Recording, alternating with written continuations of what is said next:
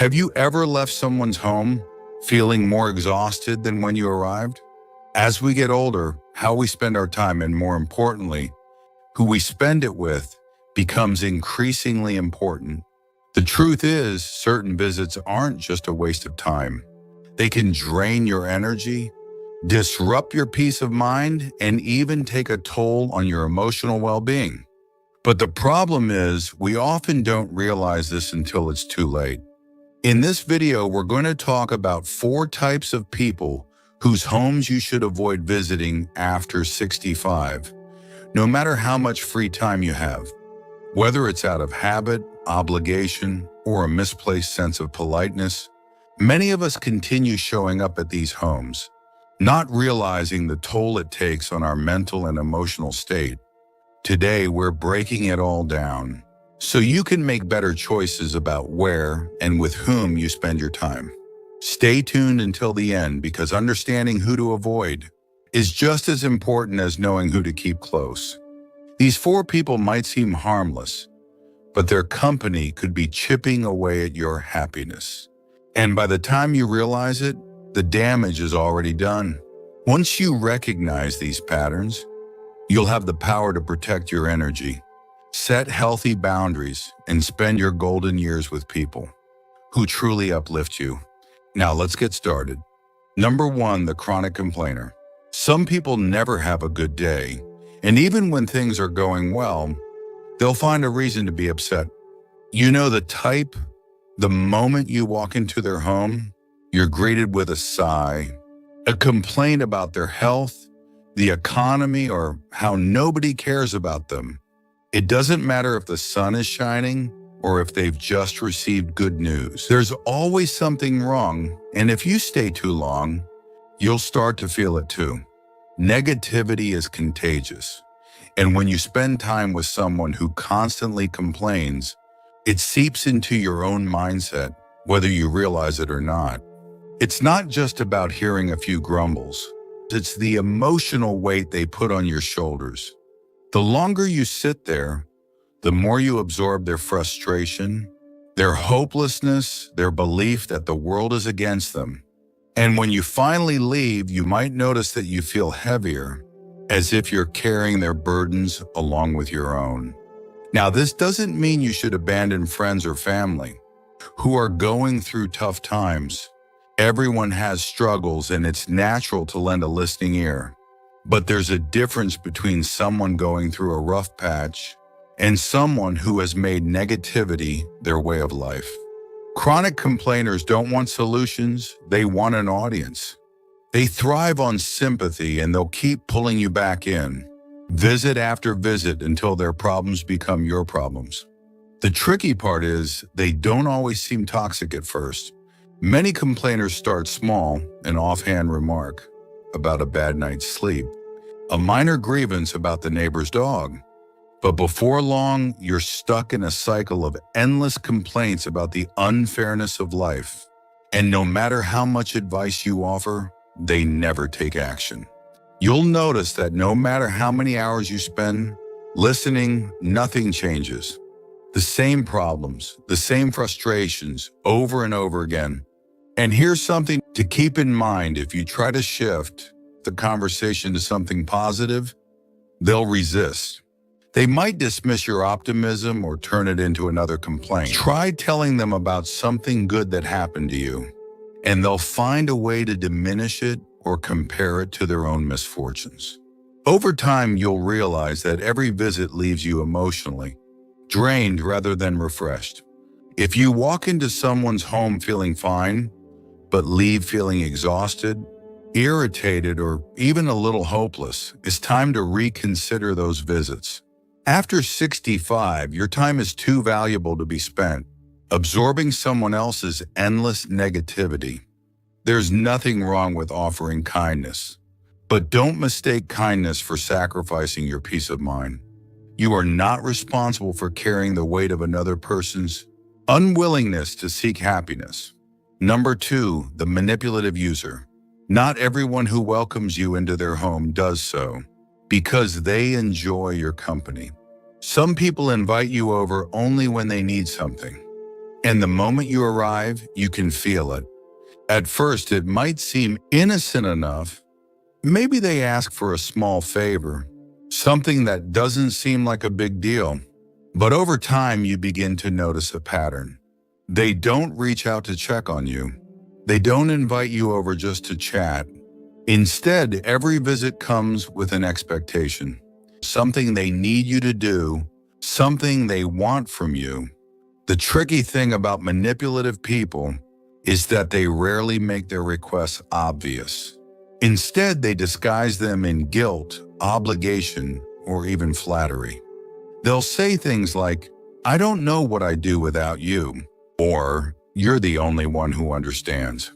They might talk about how lonely or helpless they feel, making you feel responsible for their happiness. And before you know it, you're fixing their leaky faucet, driving them to run errands, or spending hours doing things for them, instead of enjoying your own free time. Here's the problem. These relationships are not built on mutual respect. The true friendship or family bond is about give and take, where both people support each other. But with a manipulative user, the balance is always off. You give, they take. You make time for them, they expect more. And when you start to notice that your visits leave you feeling obligated rather than appreciated, that's a sign that something isn't right. Some people might justify this by saying, well, they don't have anyone else. And that might be true. But ask yourself, if the situation were reversed, would they be there for you?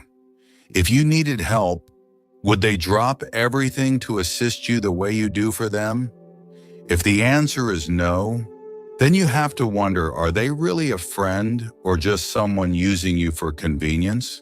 One of the biggest red flags of a manipulative user is how they react when you say no.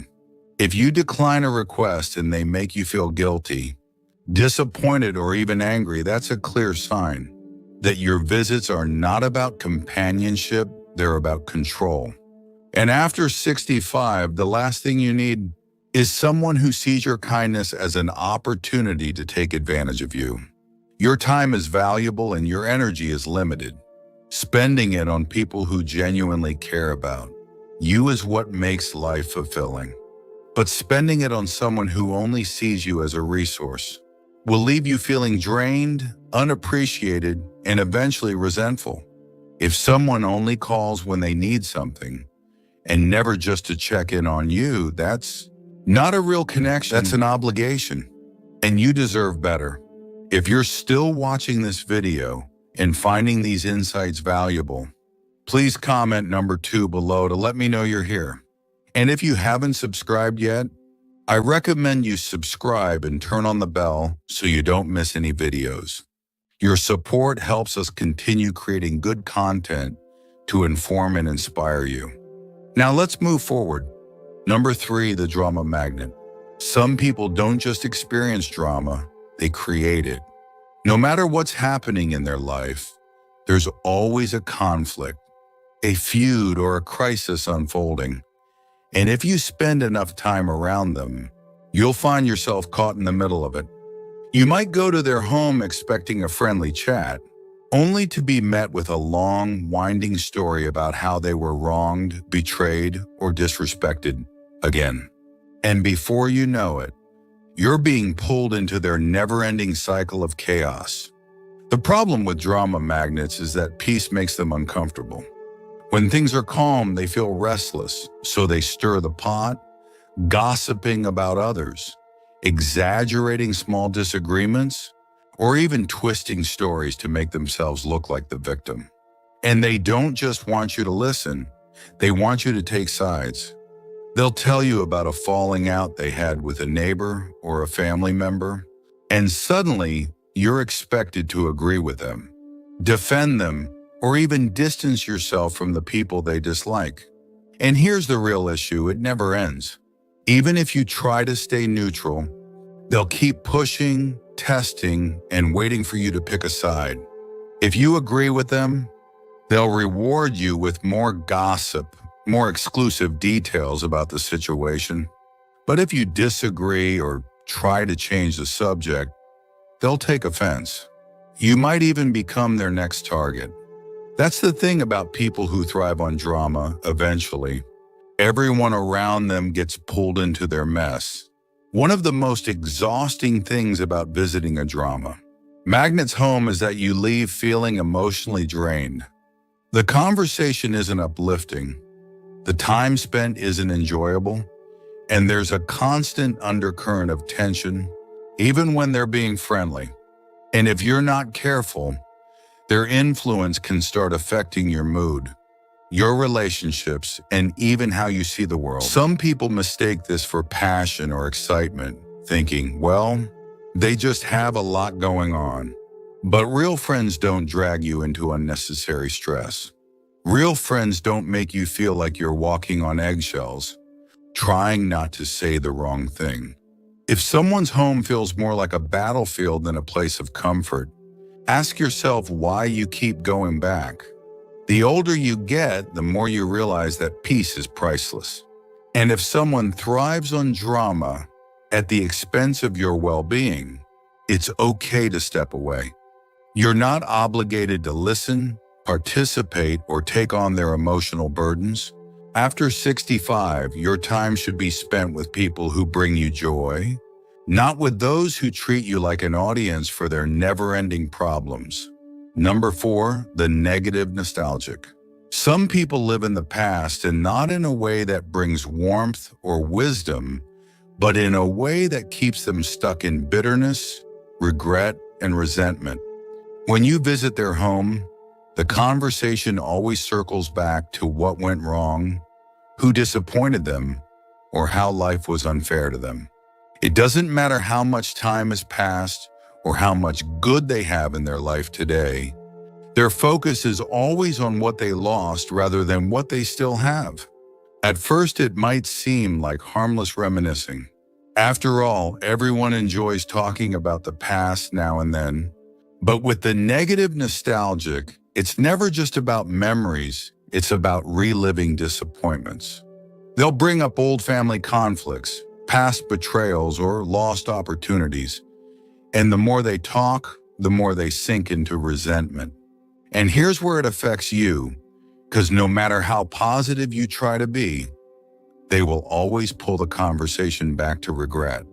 Have you ever noticed that after spending time with certain people, you start to see the world the way they do? That's the danger of spending too much time with someone who fixates on the past. Without realizing it, you might find yourself dwelling on your own regrets, your own disappointments, things you thought you had let go of years ago. And slowly, without meaning to, you begin to adopt their perspective, seeing life through the lens of what could have been instead of what can still be. And it's not just about their own regrets. They might also try to shape your view of life. They'll tell you that things will never be as good as they used to be, that today's world has nothing to offer, that getting older only means loss. And if you let those words sink in, they can start to feel like the truth. The reality is, life changes for everyone. There are always things to be grateful for, new experiences to enjoy, and new memories to create. But the negative nostalgic doesn't see it that way. To them, the best days are gone, and they have no interest in finding joy in the present. And if you spend too much time in their home, you risk absorbing their hopelessness instead of protecting your own optimism. Now, this doesn't mean you should avoid people who have been through hardships, but there's a difference between sharing life lessons and clinging to past pain. There's a difference between honoring memories and being trapped by them. After 65, you should be surrounding yourself with people who appreciate what life still has to offer, not those who only see what they've lost. If you're still watching this video and finding these insights valuable, please comment number 4 below to let me know you're here. And if you haven't subscribed yet, I recommend you subscribe and turn on the bell so you don't miss any videos. Your support helps us continue creating good content to inform and inspire you. Now let's move forward. Final thoughts. As we wrap up this video, take a moment to reflect on the 4 types of people we've talked about. Have you ever found yourself leaving someone's home feeling drained, frustrated, or emotionally weighed down? If so, it might be time to reconsider where and with whom you spend your time. After 65, your peace of mind is one of the most valuable things you have, and protecting it isn't just a luxury, it's a necessity. Now, this doesn't mean you should cut people out of your life without reason, but it does mean being mindful of the energy you allow into your space. Some visits leave you feeling uplifted, inspired, and truly connected. Others leave you exhausted, questioning yourself, or carrying emotional weight that isn't yours to bear. When you start paying attention to how you feel after spending time with someone, you'll quickly see the difference between relationships that nourish you and those that drain you. Remember, you are not responsible for fixing someone else's negativity, fueling their drama, or making up for the things they refuse to change. Your time, your energy, and your emotional well-being are just as important as anyone else's. And you deserve to spend your later years surrounded by people who bring you joy, not those who take it away. So ask yourself, who in your life truly appreciates you? Who makes you feel valued? And whose home do you leave feeling better than when you arrived? Those are the relationships worth investing in. Because at this stage in life, every moment matters, and spending them wisely will make all the difference. Thank you for joining us today. We'd love to hear from you. Leave a comment below and share one thing you learned today and how you plan to use it in your life. Your thoughts are important to us, so don't hesitate to share them. Reading your comments gives us great motivation and encouragement. If you enjoyed this video and found it helpful, please like, subscribe, and share. Your support helps us continue creating good content to inform and inspire you. Thanks for watching, and we look forward to seeing you in the next video.